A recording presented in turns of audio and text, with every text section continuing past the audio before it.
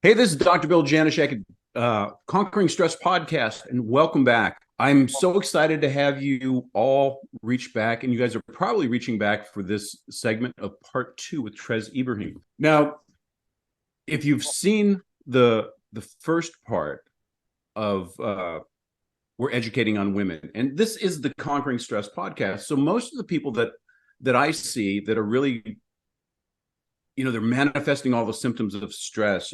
There's pain and there's headaches and insomnia and hormonal imbalances, digestive issues, weight problems going on that stresses out everything. But it goes back into even relationships with husband or significant others or kids or friends, and it's a stress nightmare. So that's exactly why I wanted to have Trez on. And Trez, for those of you that don't know, is the expert on the stuff that I'm not an expert in. I do everything meat suit. So if it has to do with what you're walking around in, I can help you in. But the deeper stuff, if we really look at our lives, it's always about our relationships and how we kind of show up in the world and what we think about ourselves.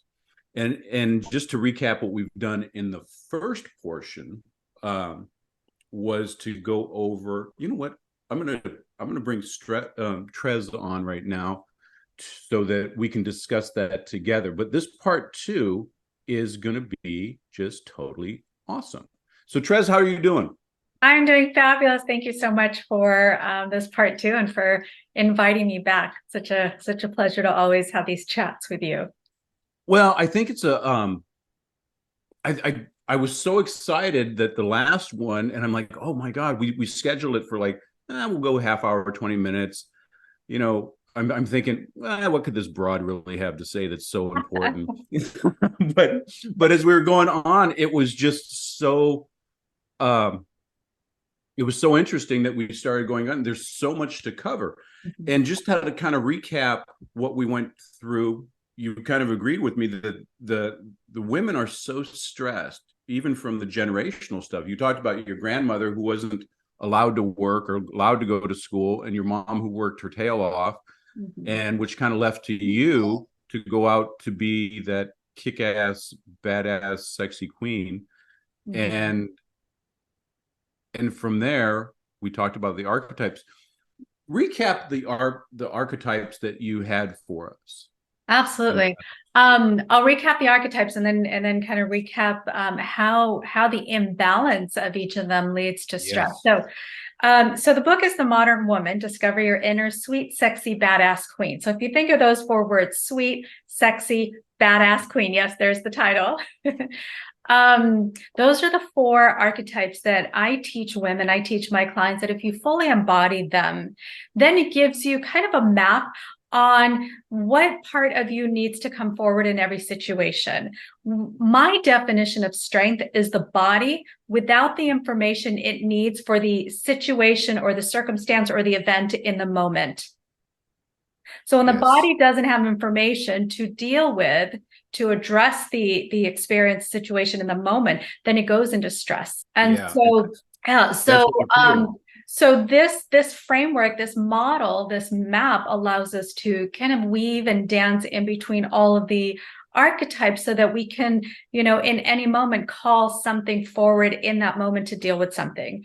So the first one is a sweet. Well, when you think of sweet, you think of a mother. So the first archetype is the mother. Now, she's the one that's very nurturing, very loving, very giving. She connects with people and she anticipates people's needs. She's so connected to her children, to her husband. She anticipates, she knows what other people need even before they do. And she's willing to provide for that. And she's so connected. When you think of that connection, it's so beautiful, right? But what's the problem with that? She's so in tune with everyone else, she loses touch with herself. And that's when you have a woman whose children are out of the house, she doesn't know who she is. That's when you have a woman who becomes a doormat, becomes a martyr, because everything is about everyone else. She forgets to take care of herself. She doesn't fill her own cup. And so she works off of an empty cup. She gets depleted, and she doesn't take that time to refill, refresh, rejuvenate. And so that can be the plight of the mother. And it manifests, I'm not a doctor, I'm not a physician, it manifests in different physical, ailments, which I'm sure you could speak a lot more of. But intuitively, because I do healing as well, I see certain things that are connected to over mothering, things like breast cancer. And again, what does that mean? That's when you give, without receiving anything. And that's what a mother does, is she gives selflessly. And so that needs to be balanced with, again, the other archetypes. Now I'm going to skip to the CEO. She is the badass. Now the CEO really helps the mother by saying no, by setting boundaries, by saying, okay, we've given, now we need to do X, Y, or Z to fill up. She's the one that's also very successful. She is the one that can go take care of herself. She's independent, so she never needs to rely on other people for her survival, for her safety. She is the woman that starts businesses, that is successful at work. She can make money. She knows how to manage her time, manage her money, manage her life. She can run a household like clockwork. She is on time. She does what she says what she's done. She does what she says what she does. And again, she's very goal oriented and driven. And so she helps the mother by setting boundaries, by saying no, by saying, oh, this is not going to happen right now. And forcing, in essence, stepping in and saying, okay, you need to do this for yourself. You need to take care of yourself. Now, the problem with being too much of the CEO is, we mentioned there's a word that rhymes with witch. She can become that. And so she could be very overpowering and overburdening to other people. So she may completely deny her feminine nature by going out and hustling and surviving and working hard and kind of working herself to the ground. She's a woman that doesn't take a step back and take a breath, because she's in that masculine energy, which is making things happen outside of the physical world, outside of herself. And so that can wreak havoc on her adrenals. That can wreak havoc on her body. What I see energetically is a link between too much CEO and the badass to diseases that really shut down the body. And I'm not familiar with all the names, but things like non-Hodgkin's disease, that's where, where the body kind of shuts down. Is that accurate? Yeah. Okay, that's something that, but and other things where the cancer, where the body is just again, it's almost like the woman's body saying, okay, enough's enough. Stop moving so quickly. Stop working so hard. And so the body just rebels and says no more. It's interesting on that, because one of the things I explain a lot is that the body will adapt until it can't, and then it won't, and then it stops. Mm-hmm. Mm-hmm. Yeah, absolutely. Yeah, absolutely. So we talked about, giving too much and then now working really hard. Now that has to be balanced with the playmate. The playmate's that inner child, that little girl that wants to have fun, that is beautiful, that's sexy. Some women, and I was one of them, I got married and I let myself go. I mean, I gained 100 pounds. I was just, I started to dress frumpy. I wasn't happy. I wasn't happy with myself. And there were a lot of reasons for it. But I had to work to get my sexy back. And so for a woman, she's required to keep her sexy. That's how she feels good about herself. She's required to dress up and to have fun and to laugh out loud and to enjoy life. And one of the things that I do when I take on a female client initially is we have these conversations and I ask, well, what do you like to do for fun?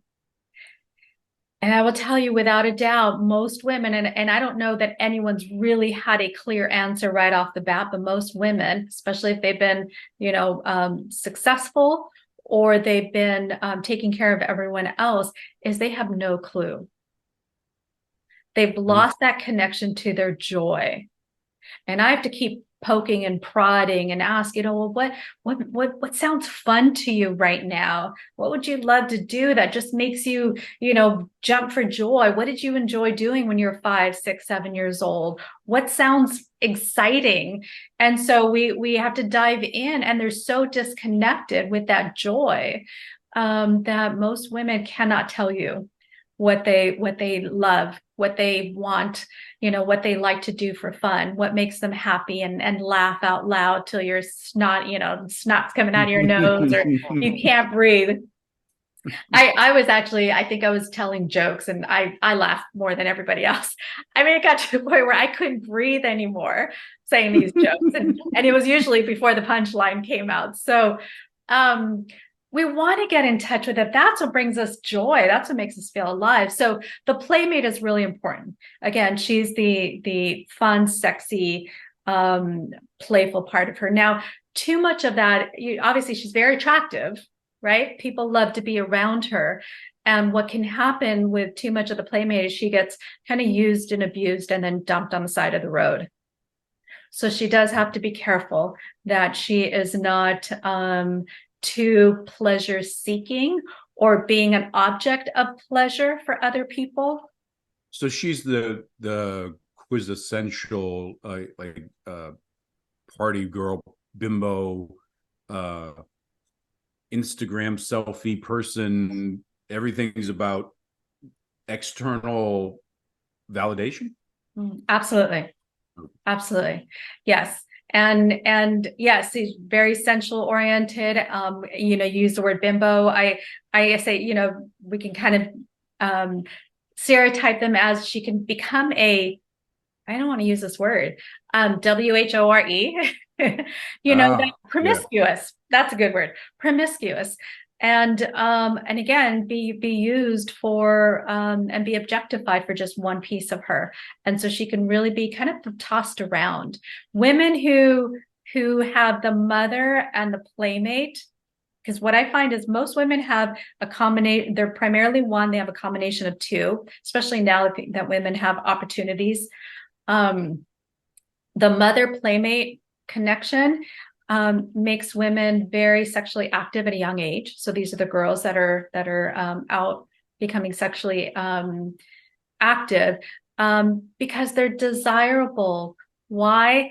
They're willing to say yes. The mother says yes. The CEO says no. The mother says yes. So she's a yes person, right? She wants to please you. And then she's sexy. So how attractive is that? Is that, someone who's very loving, giving, and hot, sexy, fun, is very attractive to men. And without the CEO and the high priestess, she can be very much used. And her energy just kind of being taken because she has such great energy. She's positive, she's vibrant, she's loving. Her energy just be sucked dry, and then she gets dumped. So that needs to be again balanced with the CEO, and then ultimately with the high priestess. Now the high priestess makes her a queen. Well, let me go back. So yes. With the playmate, she'll get abused, she'll get used, she's like that. How does that manifest out in her stress? Does she get like a self-esteem thing or menstrual issues? When I see a lot of menstrual issues, ovaries, uterus, cancer, inability, all the stuff around the reproductive space, and hormones get thrown off with that. Well, hormones get thrown off with all of them. Yeah. But definitely that reproductive space, and the sciaticas. So the back of her kind of reproductive space, right? That kind of sciatica. So women who have that lower back pain, sciatic problems back there, that's where I see. And again, just energetically, I'm not a physician, but when I do healings, I'll usually see those connections there. Cool. Yeah. She'll usually have, and the interesting thing is, like women, their flows are very connected to what's going on in their life. And and specifically, in that area of being too much of a playmate or not enough, or being used and abused by men, and too much male control, male attention, inappropriate attention, all of that stuff manifests there. What I find too is that when she starts to clear that, because I work with women who have a lot of stuff going on, and we work on all areas of their life. So not just one, we work on, mental, physical, emotional, spiritual, we work on relationships, health, career, money, all of that. One thing it's very interesting and fascinating, is that when we start to, the women I work with start to get their power back from the men that have, and again, I love men. We all love men, but obviously, No, speak for yourself. But when they get their power back from abusive men, we'll call them abusive men, or bad relationships, and they're starting to get their power back, or they've broken up, or they're starting to, stand up for themselves, or no longer take the abuse. Right at that moment, like the flow is harsh and heavy and crampy, and it's just, and to me, I get excited. I know my clients aren't as excited, but I'm like, oh my gosh, you're finally releasing all of that gunk that you've been holding on to, because that's where we hold on to it. And because we're trained to hold everyone else's crud. Oh, the crud. I'm trying not, I think I've already said a couple of inappropriate words, but we'll call it cred. And so you have to remember, this is my podcast. Oh, so perfect. if you think that's inappropriate, you have pretty much free reign. Thank you. So at that point, there's just a heavy flow. It's like, what do you call a murder scene, and then the cramps and everything. So I get excited because I'm like, oh my gosh, that's amazing. That to me, that's evidence that you're clearing all that stuff. So let's do it earlier rather than later, before it manifests into something that doesn't clear out every month. The reason I believe, one of the reasons why we have that period every month, is to release all the stuff we've been holding on to, and saving and storing. Women are great at storing other people's energy. And so that's where that manifests. And then we balance it with the high priestess, the queen. Now, and I love the cursing. The CEO curses, the queen never does. So she doesn't even go near those words. She always finds polite, beautiful, clean words. The high priestess is the part of a woman that's connected to her core. She's that spiritual part of a woman that's connected to something deeper than this physical world. So she's the one that is very spiritual, connected to whatever she believes is a power greater than herself, meaning greater than this physical limitation. She understands we all have physical limitations. And so she's connected to something greater than herself, and she knows who she is because of that connection. So she's a queen, and she wasn't a queen that had to fight for her throne. She became a queen because of who her father was, or who her husband is. She just is. And so that's the nature of that high priestess, is that she just knows who she is. She's the one that walks into a room and lights up the room and doesn't have to say a word. She's very much a lady. She's polite. She's respectful. She's, we'll call it conservative in a manner where she doesn't flaunt herself or, do any of that inappropriate stuff. She's modest, she's humble, she holds high integrity, very high standards. She's the one that says that this isn't the right thing to do. This isn't okay. She holds those high standards in her business, with her husband, with her children. We're going to do the right thing because it's the right thing to do. She never gossips. She's always, again, polite, treats everyone with respect, very, very kind. So too much of that, if you think of someone who's spiritual and everything is taken care of and she just shows up, it can be a little bit of someone who's entitled and also someone who's flaky, meaning she can't hold on a job because she's just like, I'm here. Isn't that enough? Yeah. So she doesn't pay bills because all my needs are met because everybody else is running around taking care of her needs. So that could, again, that throws her life off balance because she's not able to function in a physical world. She's the one that will get into a car accident because I was thinking about something, or I was, I had a friend. It was a male, but mantras, right? He said, and he rides his bike avidly, like 100 miles on the weekends.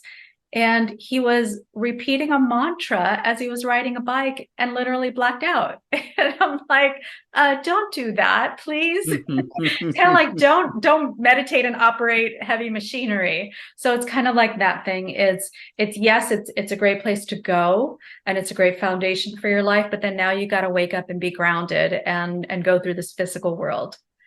Because there are limitations and there are boundaries and there are rules. You can't just, think positively and run across the freeway. So I'm curious, so each of the archetypes is mainly one, but usually partners with the other. So we had the playmate and the mother going that. Who does the queen and the CEO go together?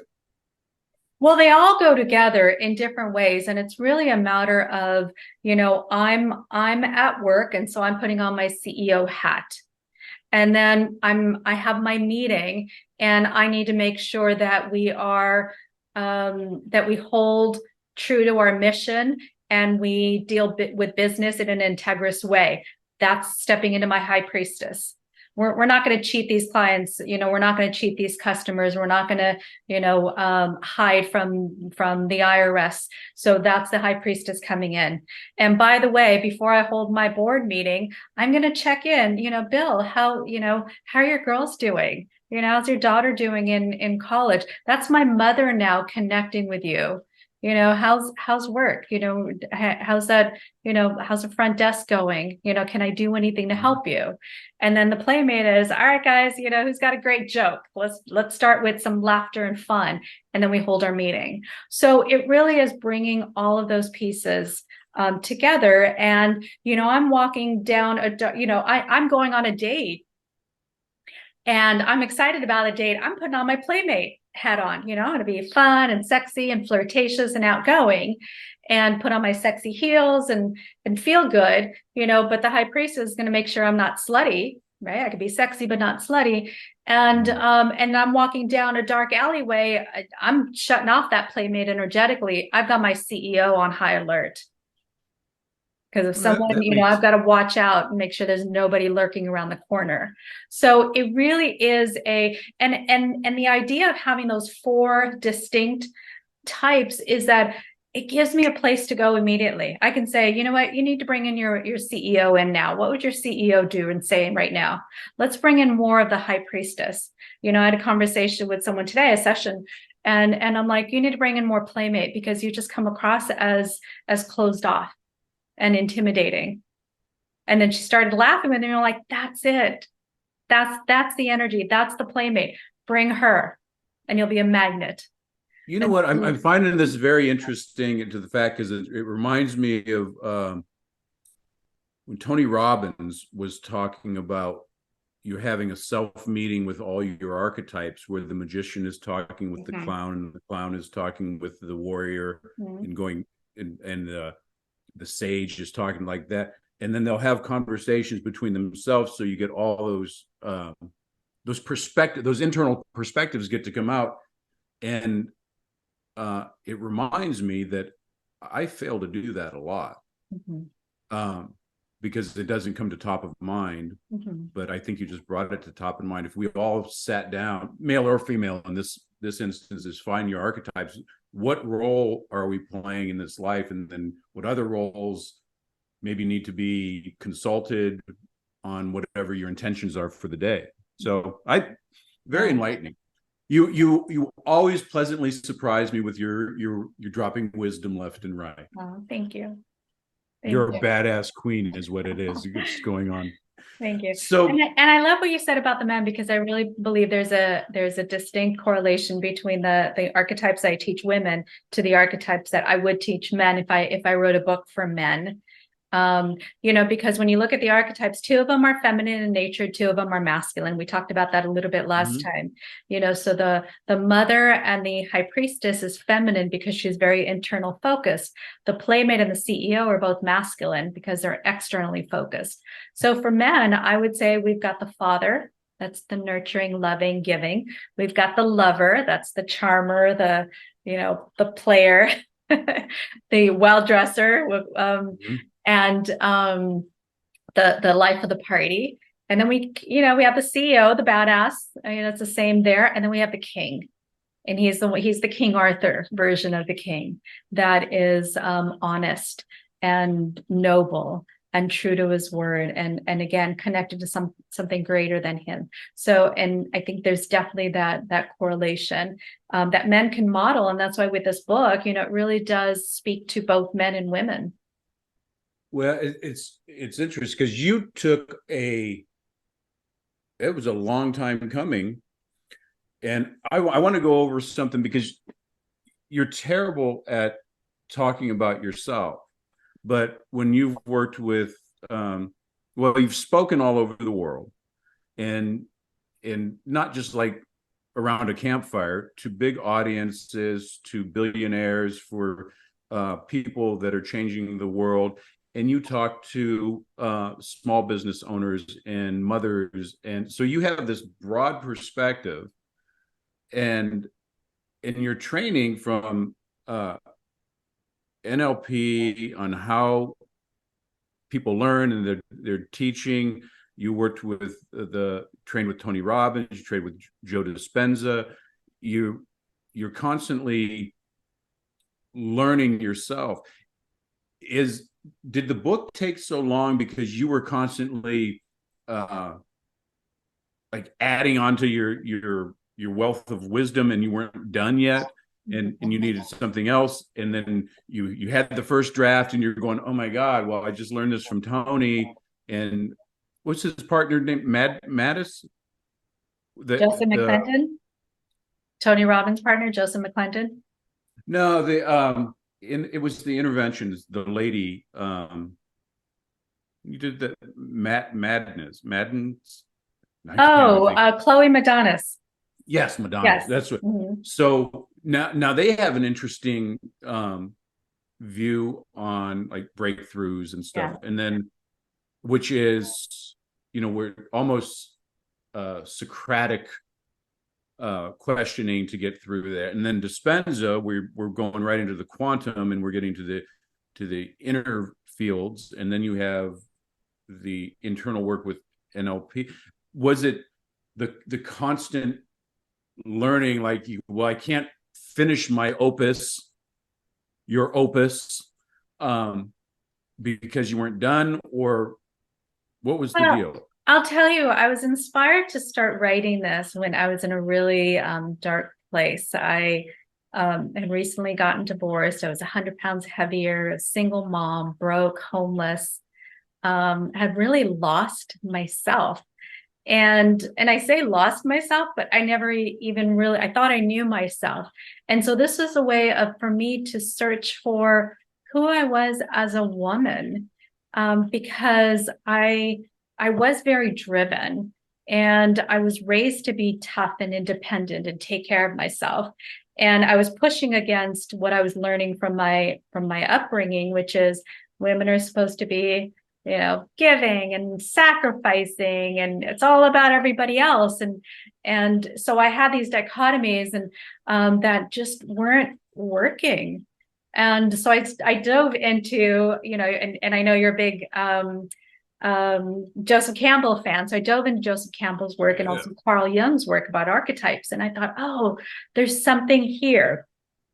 Now they talk about a ton of archetypes. And then I also, studied with the Hindus, and they have, a plethora of archetypes as well. And I'm like, okay, I need something that works for me, that really narrows down, how do I show up, in relationships, because my relationships weren't working because I was competing with men. And you find out that men are designed to compete. And if you compete with a man, you're going to lose. You're either going to lose yourself or you're going to lose that competition, because women are not designed for competition.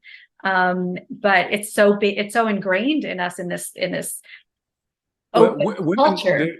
They're designed for collaboration, correct? Absolutely, yes. Collaboration, not cooperation and collaboration. Mm-hmm.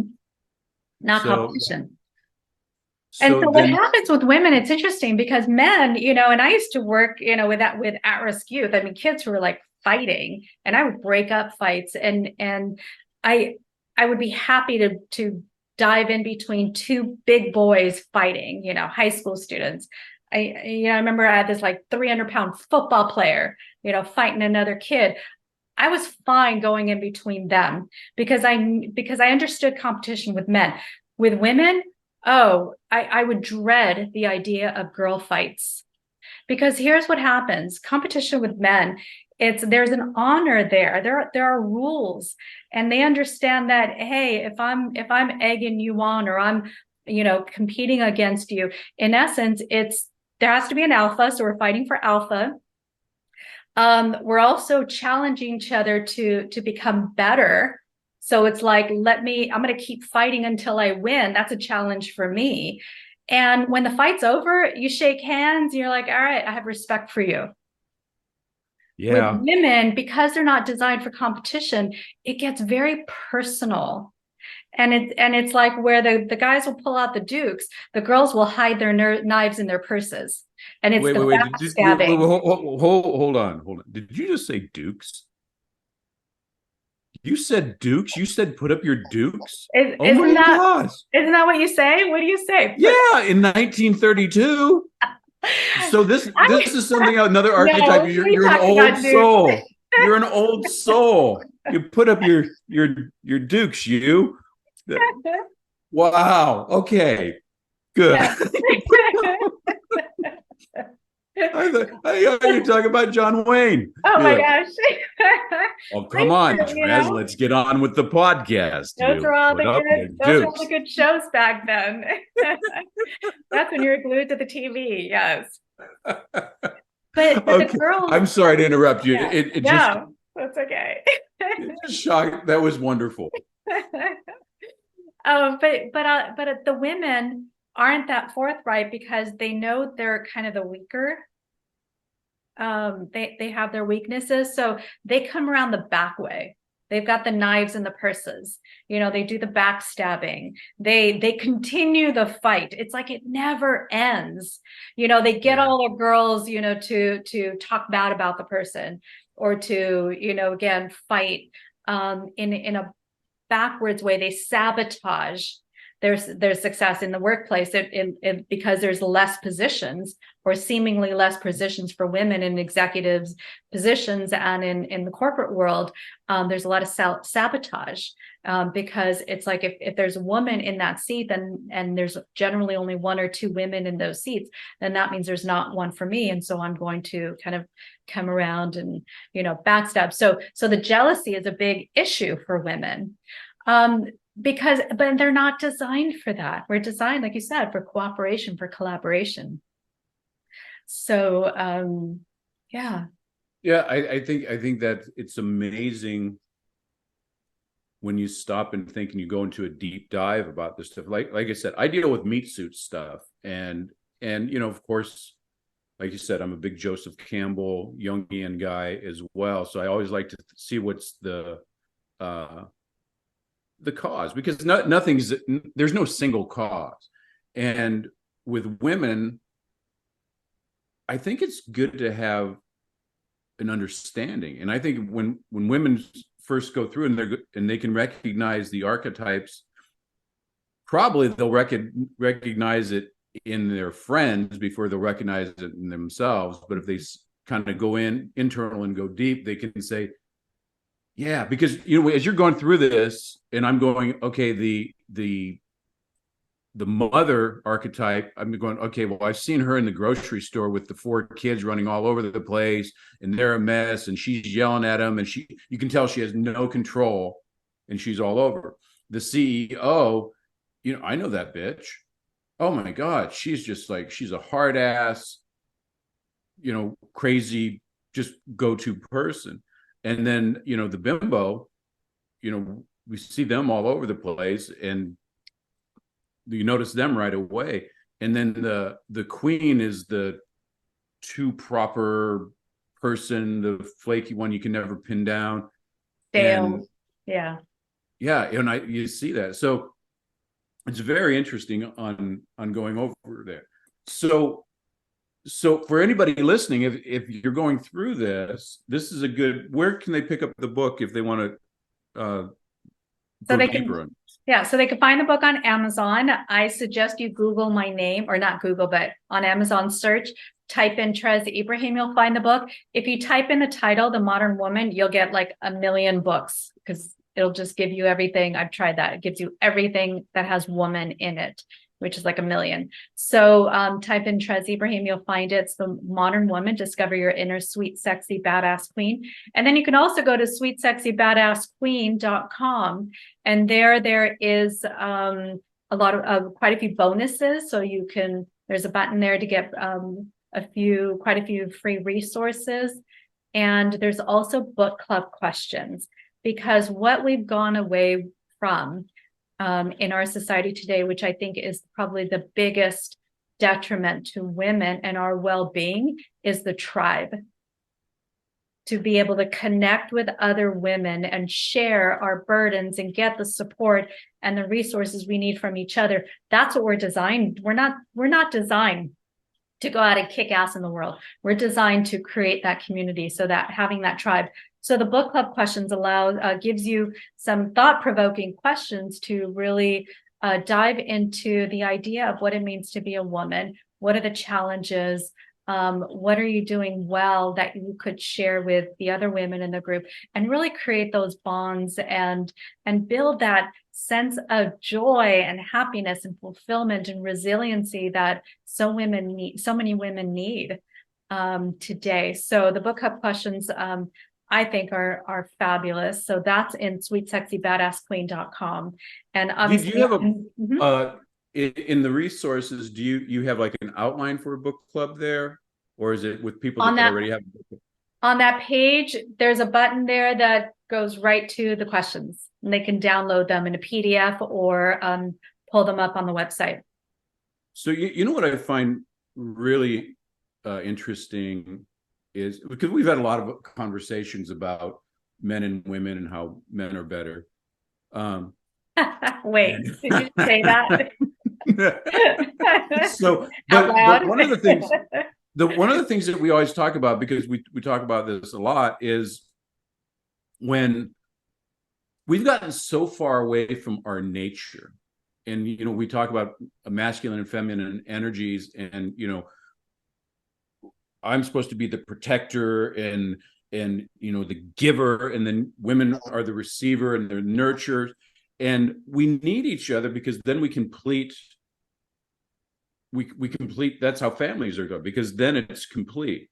One of the things that just popped in my mind when you said book club is, women forever have had quilting parting, sewing circles. They would mash corn maze around the fire together, and that was their bonding and their sharing portion. Men hunt and we kill things as a group, and we conquer, and that's the bonding between our essence, or our true genders going through. So I would highly recommend that if you're listening to this and you have 3, 5, 10 women that you hang out with, is do the book club and kind of figure this out. These are great topics, and at the same time, it's almost like a social mastermind.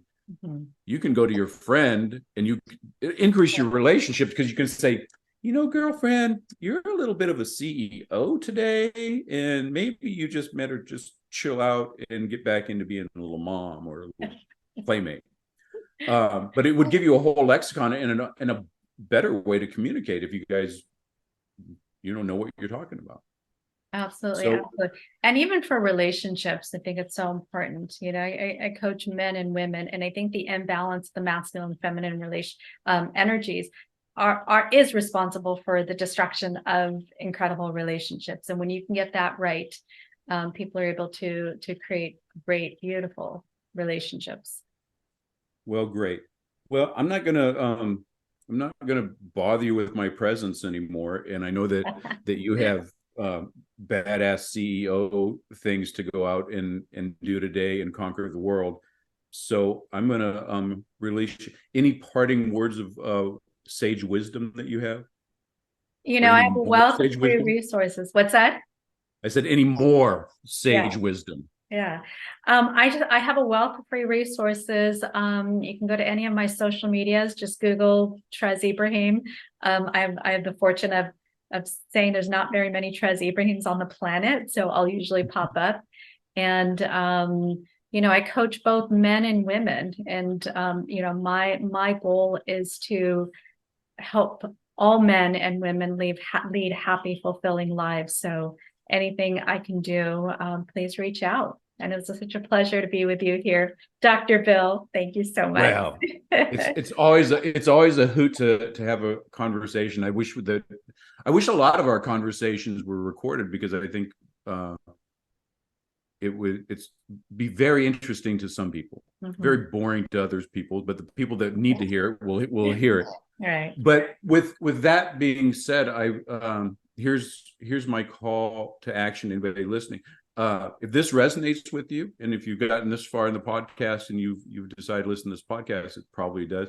Go over on the website, get the free stuff, and if you want to go into a deep dive, or if you're going like, who is this? Where has she been my whole life? I know that she does one-on-one coaching. Like I said, it's not.